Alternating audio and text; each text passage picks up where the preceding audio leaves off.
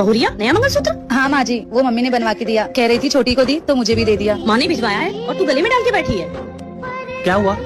देखा बिटवा, जमाना कितना खराब है और ये सोना पहन के घूम रही है। मंगलसूत्र माँ को निकाल के दो। माँ जी आप क्यों रखेंगी?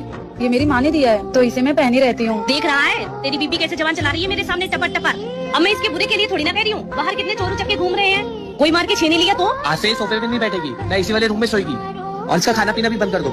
4 दिन भूखी रहेगी ना, सारी अकल ठिकाने आ जाएगी इसकी। आई बड़ी बोलने वाली इसकी चीज है।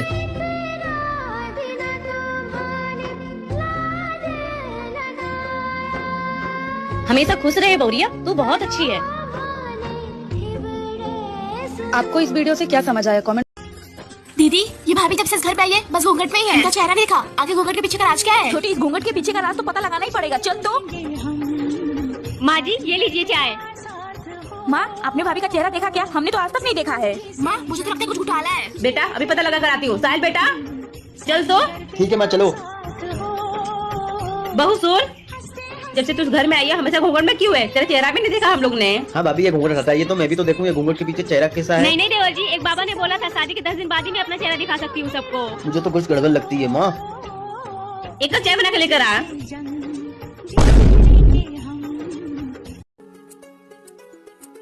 माँ जी बहुत गर्मी लग रही है तो क्या मैं कपड़े चेंज कर लूँ? नहीं, अभी बहुत रिश्तेदार आने बाकी हैं। अभी कपड़े क्यों चेंज कर लेगी? पर माँ जी गर्मी इतना ज्यादा हो रहा है कि रहा नहीं जा रहा है। रहा नहीं जा रहा है लेकिन रहना पड़ता है, एक ही दिन की तो बात है। हाँ माँ जी, बस मैं ये वाला हार निकाल दूँ, बहुत चुभ रहा है। अरे यही सब दिखाने के लिए लाखों खर्चा किया है, इसको ही निकाल के बैठ जाओगी तुम। ठीक है माँ जी। माँ जी एसी चालू कर लूँ क्या? बहुत गर्मी लग रही है। तुम्हारा बाप ना सिर्फ 10 लाख रुपया दिया है, उतना तो तुम एक ही साल में खा जाओगी। एसी का पैसा नहीं दिया है, एसी चाहिए। माँ जी बहुत प्यास लगी है। अरे 1 घंटे की बात है, रह लो, फिर बाद में पीना पानी वानी। हे भगवान ये कैसा जुल्म है? जब दहेज दो तो खूबसूरत लड़की चाहिए और जब खूबसूरत लड़की दो तो दहेज चाहिए। ये ससुराल वाले किसी भी चीज से खुश नहीं है। क्या बना रही हो? बैगन की सब्जी। तुम्हें पता नहीं है घर में बैगन कोई भी नहीं खाता है और मैं इस घर की बड़ी हूँ। तुमने मुझसे एक बार भी पूछा? इस घर में जो भी होगा ना मुझसे बिना पूछे नहीं होगा, समझ गई? हाँ समझ गई, अच्छे से समझ गई।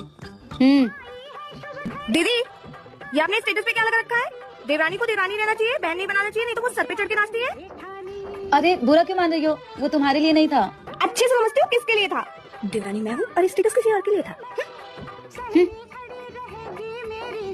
क्या कर रही है जेठानी जी? अरे देवरानी जी ये मेरे बाल पक रहे हैं, तुम कुछ बताओ ना, मुझे समझ नहीं आ रहा है क्या करूँ मैं। I think you should die. Dye colour. कहीं मेरी देवरानी कमेंट बॉक्स में मारने का प्लान तो नहीं बना रही है? बहू तेरे ससुर जी बोल रहे थे कल सब्जी में नमक मिर्च बहुत कम था।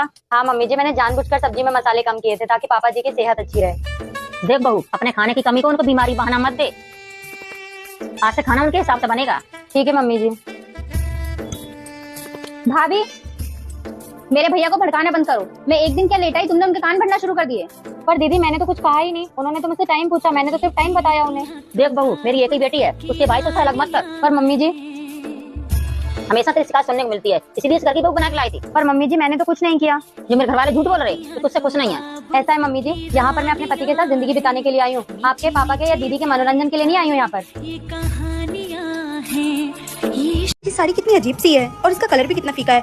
अगर ये साड़ी मैंने जेठानी जी को दी तो कहीं उन्हें बुरा ना लग जाए, कहीं मुझसे गुस्सा ना हो जाए। देवरानी जी वो देवर जी जो कल दाल लेकर आए थे वो तुम्हें पता है कहाँ रखा है? देवरानी जी तुम ऐसे क्यों बैठी हो? वो जेठानी जी, और ये तुम हाथ में क्या छुपा रखी हो? दिखाओ मुझे। वो माँ ने आपके लिए साड़ी भेजा है। साड़ी? वो भी मेरे लिए? देखा ये साड़ी आपको पसंद नहीं आई ना? मैंने माँ को बोला था कि इतनी हल्की और फीके रंग की साड़ी जेठानी जी को बिल्कुल पसंद नहीं आएगी। जेठानी जी बड़े घर के लोग हैं, उन्हें महंगी और भारी साड़ियाँ पसंद है। अरे नहीं देवरानी जी, भला मुझे क्यों नहीं पसंद आएगी? लाओ दो मुझे। अरे वाह देवरानी जी साड़ी तो बहुत अच्छी है और बिल्कुल मेरी साड़ी की मैचिंग की भी है। अच्छा वो आपकी माँ ने ये हल्की साड़ी मुझे दी, वरना घर में इतनी भारी साड़ी पहनकर मैं बोर हो जाती हूँ और काम भी नहीं करते बनता है। अब तो मैं इसको पहन के अच्छे से काम भी कर पाऊंगी। और देवरानी जी ये साड़ी का कलर भी बहुत प्यारा है ना, मुझ पर अच्छी लगेगी ना? हाँ जेठानी जी आप पे बहुत अच्छी लगेगी। थैंक यू देवरानी जी, और अपनी मम्मी को भी मेरी तरफ से थैंक यू बोलना। ठीक है जेठानी जी, मैं मम्मी को भी बोल दूंगी। अच्छा मम्मी जी मैं कुछ दिनों के लिए मायके जा रही हूँ। ठीक है बेटा। अच्छा बेटा एक काम करिए, अपनी सेहत को ख्याल रखिए, आजकल डेंगू बहुत चल रहे हैं। ठीक है मम्मी जी सारा खून तो आप चूस जाते हो, डेंगू मच्छर का रक्तदान करने आएगा। भाभी हाँ कल एक मूवी देख रहा था तो तुम्हारी याद आ गई। कौन सी मूवी देखी थी? एक थी डायन। तेरा तो गेम बचाना पड़ेगा। कल हमने भी एक मूवी देखी थी तो तुम्हारी याद आई। कौन सी? एक था टाइगर। नहीं नमक हराम।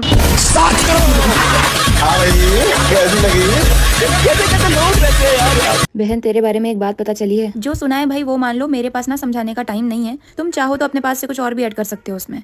जो सोचना है, जैसा सोचना है वैसा सोचो।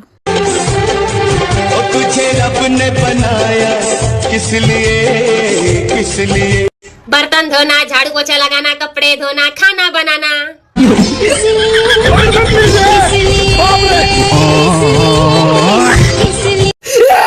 मुझे जवाब दे रही हो, इसे संस्कार बोलते हैं क्या? जिस तरह आदमी को तेज जुबान और जवाब देने वाली औरत नहीं पसंद, उसी तरह औरत को भी गाली देने वाला और जलील करने वाला मर्द नहीं पसंद।